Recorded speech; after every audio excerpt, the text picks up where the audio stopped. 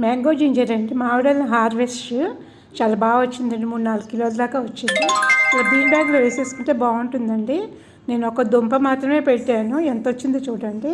చాలా బాగా వచ్చింది. మాకు ఎవ్రీ ఇయర్ ఇట్లాగే వస్తుందండి.